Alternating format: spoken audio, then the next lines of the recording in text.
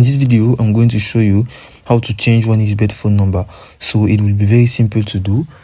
Before continuing the video, I will advise you to create a 1xBet professional account on registration, where you will come and click by email and put all your information right up to the promotional code. You will enter BOTV and you will get 300% of bonuses at your first deposit, meaning that if you put an amount of $10, you will obtain $30. Continue the video, whereby you will just come and click on menu.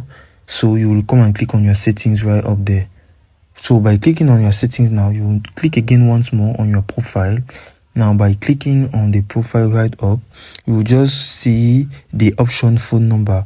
Some case or some phone or people will have the option change here at the place of link. So anyway, it will still be the same thing. You will click on it.